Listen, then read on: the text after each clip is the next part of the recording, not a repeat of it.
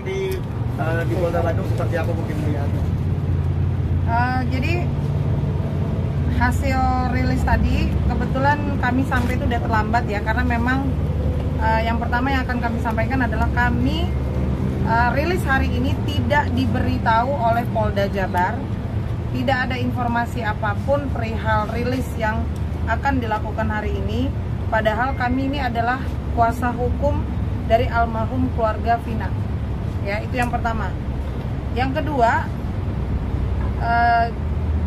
jika bertanya hasilnya, ya hasilnya tentunya teman-teman juga sudah tahu bahwa hari ini menetapkan Peggy alias Peron, Peggy Irawan ya, Peggy Setiawan alias Peron alias Robi Irawan itu sudah ditetapkan sebagai tersangka atau DPO yang selama ini dicari oleh kepolisian.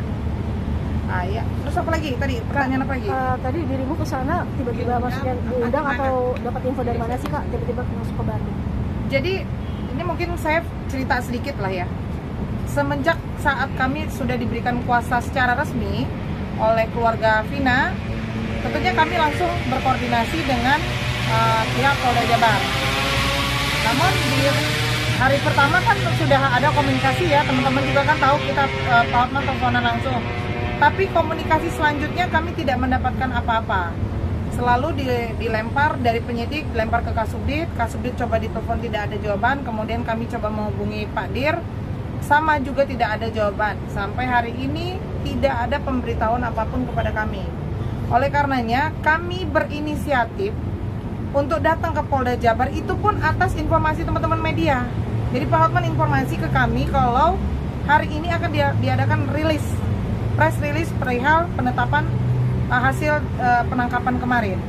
Begitu. Jadi tidak ada undangan resmi dari Polda. Padahal kami ini kuasa hukum dari keluarga almarhum Vina. Begitu. Bu, apa yang paling membuat kuasa hukum ini kecewa terhadap hasil rilis dari Polda Metro Jaya tadi, dari Polda Jabar? Kecewa. Oke. Jadi hari ini ada hal yang membahagiakan tentunya, dan ada juga hal yang membuat kami kecewa. Hal yang membahagiakannya adalah Polri sudah bisa memastikan bahwa pelaku yang ditangkap adalah salah satu DPO. Tentunya kami sebagai korban merasa senang, merasa ada angin baru lah, energi baru atas tertangkapnya pelaku tersebut. Namun ada hal juga yang membuat kami kecewa adalah kenapa Polda menyatakan bahwa 2 DPO tersebut itu tidak ada alias fiktif. Begitu.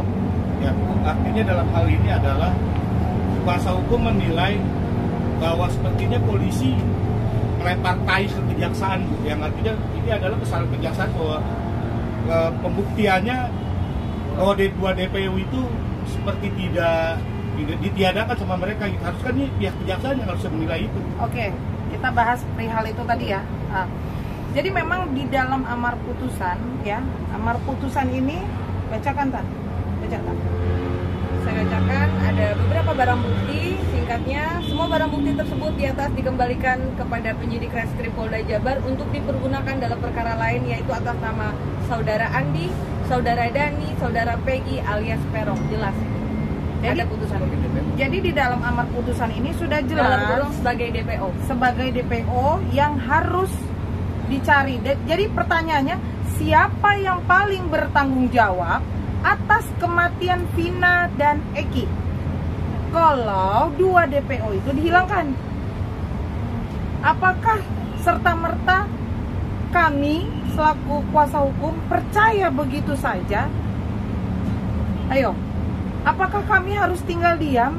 Berarti selama ini tentunya yang harusnya bekerja adalah siapa? Kejaksaan. Nah, sudah tahu kan? Gitu. Jadi kami tidak mau tahu, kami tahunya yang berdasarkan keputusan itu ada 2 nama lagi yang harus dicari. Dengan ditiadakannya seperti ini gimana nih harapannya ya? ya sekarang gini, kalau ini ditiadakan harus bisa kepolisian menjelaskan fakta persidangan saat itu. Tentunya kan dakwaan itu kan berdasarkan isi BAP, ya kan? BAP, kemudian ada dakwaan, kemudian ada tuntutan, barulah putusan.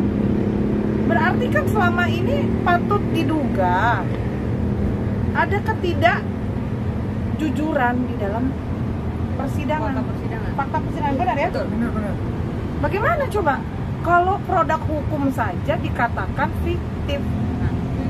Nah, berarti kesaksian mereka patut dipertanyakan dong. Dan dikaji ulang, berarti harus ada persidangan ulang. Kalau begitu. Tadi juga ada mafia hukumnya apa gimana? Maksudnya ada yang bukan mafia hukum diduga ada mafia hukum. Bukan, saya tidak pernah mengatakan ada mafia hukum ya. Kami hanya memperjelas bahwa di dalam putusan tersebut sudah tertuang 3 nama DPO. Oke? Ada 3 nama DPO. Tetapi saat ini dinyatakan oleh Polda Jabar 2 nama tersebut hilang. Nah, bagaimana coba tanggapan kawan-kawan? Berarti semua fakta persidangan itu dianggap tidak sah dong. Jadi kan memang ini artinya dalam proses hukumnya pengadilan sebelumnya adalah bisa dipastikan tidak sah kan harusnya kan, karena ternyata fakta-fakta ada ini PMH. ternyata tidak sesuai dengan apa yang ditulis oleh Polda gitu. Nah, kuasa hukum sendiri dari keluarga Vina, apakah nanti mendesak pihak kepolisian ataupun dari pihak kejaksaan sendiri atau pihak pengadilan untuk melakukan pengadilan ulang gitu? Jadi kami tidak akan mungkin berbicara atau mendesak, pasti itu sudah pasti, karena memang kamilah orang yang mengerti dalam proses hukum, ya kan, pasti. Cuman kami kembali lagi bertanya, siapa yang paling bertanggung jawab atas kematian ini? Coba, kalau 2 DPO itu dihilangkan, kami sangat mempercayai kinerja Polri. Salah kalau kami bilang kami tidak percaya. Kepada siapa lagi kita akan mengadu kalau Polri aja kita sudah tidak bisa percaya? Saya percaya, kami ini semua tim hukum, Pak Hotman juga percaya. Cuma pertanyaannya, kalau ada perubahan secara sepihak ini ya saya katakan tidak melalui persidangan ya, apakah ini bisa menjadi acuan, kemudian apakah ini akan memperbaiki sistem hukum?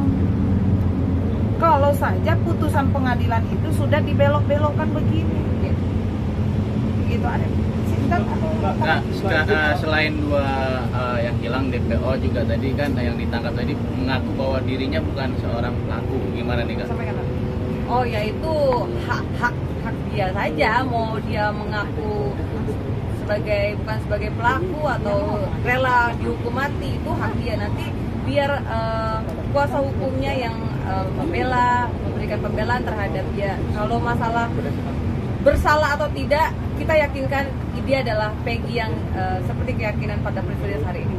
Tapi kan sebelumnya tersiar kabar bahwa di media bahwa dia adalah salah satu anak pejabat. Tapi maaf nih, bukan mendiskreditkan, tapi dia ada pekerjaannya berbeda dengan. Kami tidak mau membahas perihal anak pejabat ya, karena kami tidak melakukan proses penyelidikan ataupun proses pencarian. Jadi nggak mau juga kami dikait-kaitkan dengan ini, jangan sampai nanti kami perang dengan masyarakat gitu. Jadi cukuplah kepolisian yang memproses dan mencari bukti-bukti. Tetapi seharusnya karena ini sudah terjadinya produk hukum, berarti kan yang harus bersinergi kejaksaan dengan kepolisian dalam hal ini. Jangan juga kami yang diadu dengan masyarakat. Orang kami di sini korban loh. Tapi terkait hal itu sendiri kan, maksudnya bukan mengadu dengan masyarakat, tapi kan akhirnya sebagai kuasa hukum dari pihak korban, mungkin ada nggak sih maksudnya tindakan untuk mencoba cross check kebenaran itu sendiri loh Pak? Soalnya kan emang ya mencoba untuk mencari tahu gitu loh, kalau dilakukan atau enggak sih.